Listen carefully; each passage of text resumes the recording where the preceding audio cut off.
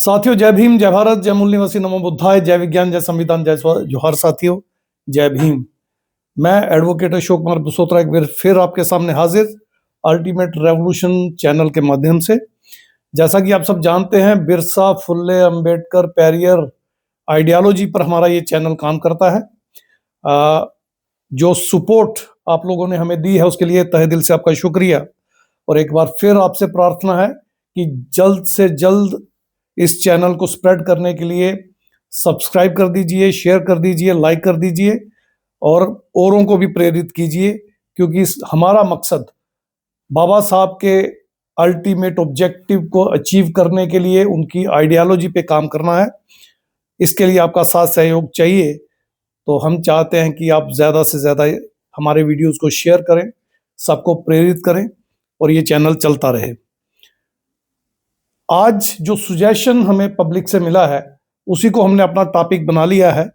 आज का हमारा टॉपिक है पार्लियामेंट्री डेमोक्रेसी भारत में सक्सेसफुल रही या नहीं, एक आंकलन।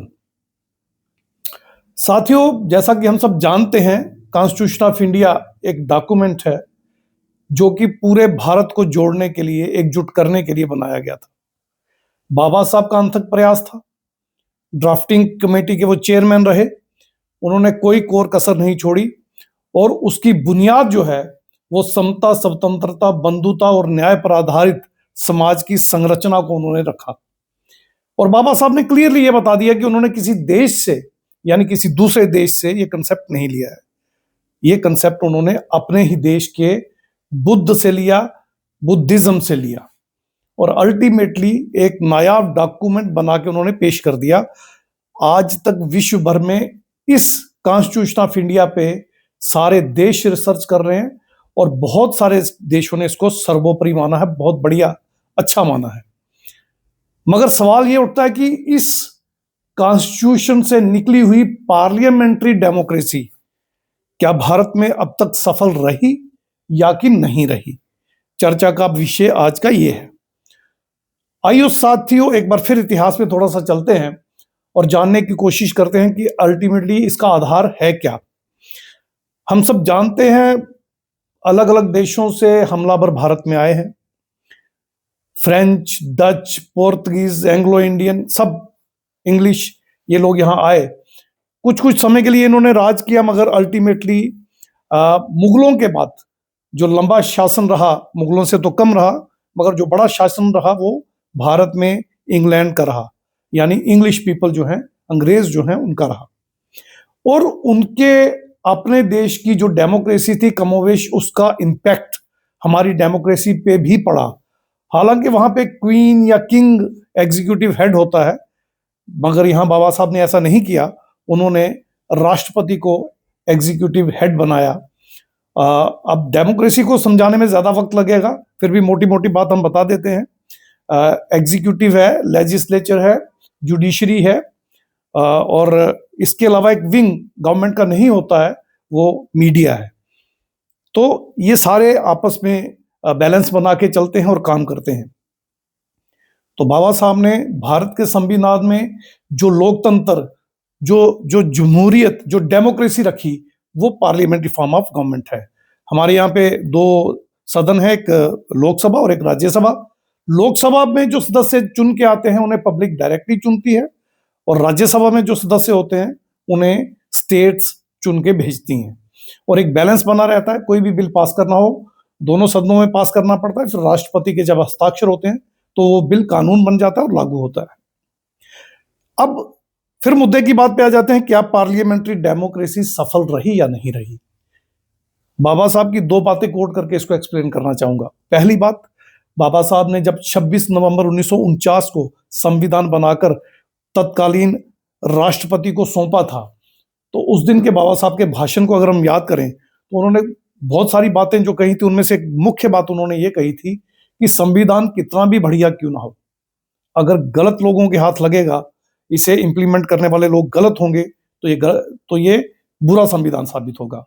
और संविधान कितना भी बुरा क्यों ना हो, अगर इंप्लीमेंटिंग लोग जो हैं वो निष्ठावान, कर्मठ, समाज के प्रति समर्पित लोग होंगे, संविधान बढ़िया होगा। इंग्लैंड का उदाहरण दे सकते हैं।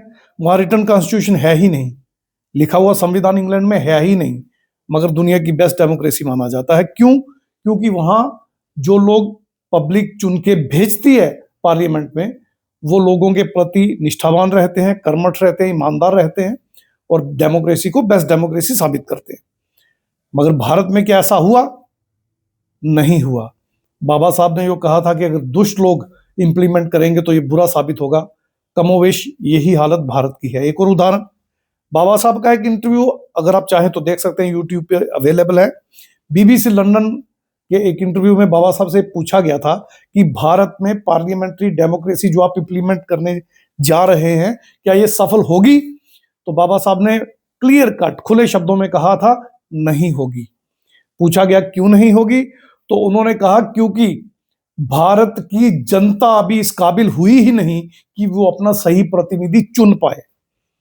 और बाबा साहब ने वहां उदाहरण दिया था कि चुनाव निशान एक पार्टी का होता है, उसका प्रचार प्रसार होता है और उसके बाद लोगों को वोट देने के लिए इंस्पायर किया जाता है। हर पार्टी अपने अपने एजेंडे के साथ जाती है, मगर भारत में अभी तक लोग इस काबिल नहीं हुए कि वो अपने हित के एजेंडे पे वोट दे सके। तो फिर अल्टीमेटली भारत के लोग वोट कैसे देते हैं? बाबा साहब ने बताया कि वो किसी भी पार्टी अगर किसी गधे को भी टिकट दे दे तो लोग उसको भी वोट दे देंगे, क्योंकि पार्टी इस तरह के स्लोगन्स बनाएगी, इस तरह से लोगों को वू कर लेगी, बरगला लेगी कि लोगों को लगेगा यही व्यक्ति सही है और किसी भी तरह का कैरिज्मेटिक इमेज क्रिएट कर दी जाएगी और लोग एक गधे को भी वोट दे आएंगे बिना ये सोचे समझे कि पार्लियामेंट में जाकर इसने हमारे लिए करना क्या है।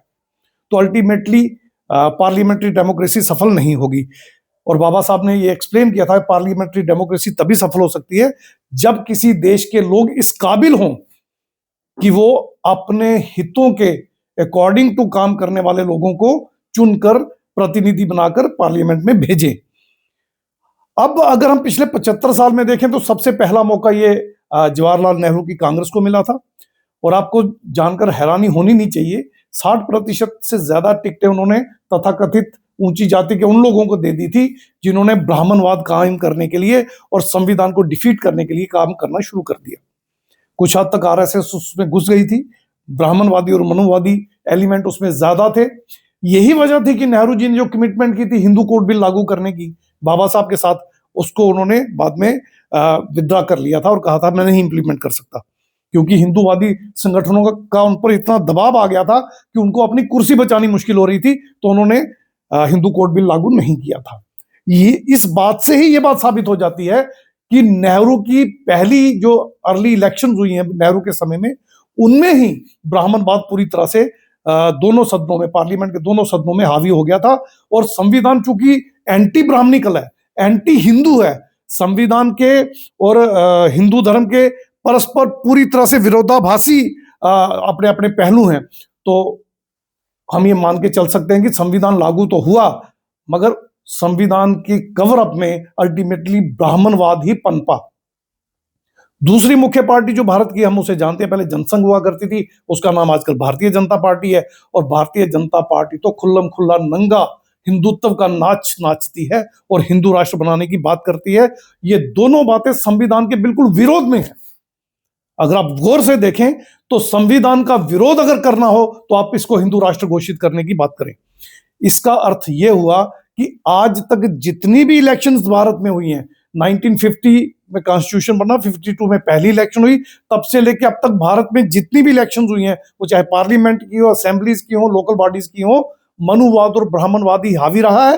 वो एंटी कॉन्स्टिट्यूशनल और एंटी नेशनल एलिमेंट्स हैं जो अब तक रूल कर रहे थे, जिससे ये साबित हो जाता है कि parliamentary form of democracy ultimately अभी तक, मैं ये नहीं कह रहा कि आगे भी फेल होगी, अभी तक तो फेल रही है, मगर अब बहुजनों में जो चेतना आई है और अभी यूजीसी रेगुलेशन में जो पूरे भारत में हमने बहुजनों में चेतना देखी है और 2018 में SC/ST prevention of atrocities act के समय जो बहुजन मूवमेंट खड़ी हुई थी भारत में, उसको देख के हम ये उम्मीद कर सकते हैं कि जो बाबा साहब चाहते थे कि लोग जागरूक होकर अपने सही प्रतिनिधि चुनकर पार्लियामेंट में, असेंबलीज में, लोकल बॉडीज में और बाकी जगह पे भेजेंगे, शायद आने वाले दिनों में बाबा साहब का वो ख्वाब पूरा होगा।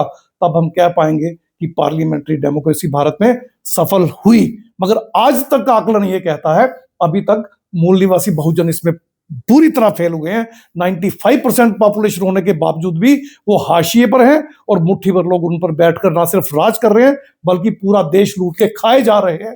बंदर बांट चल रही है, वो कुछ नहीं कर पा रहे। लिहाजा parliamentary form of democracy fail हुई। इन्हीं शब्दों के साथ मिलते हैं अगले वीडियो में।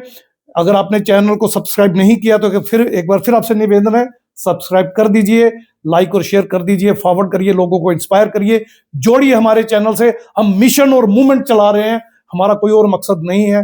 बहुत बहुत शुक्रिया। जय भीम, जय भारत, जय मूल निवासी, नमो बुद्धाय, जय विज्ञान, जय संविधान, जय जोहार साथियों, जय भीम।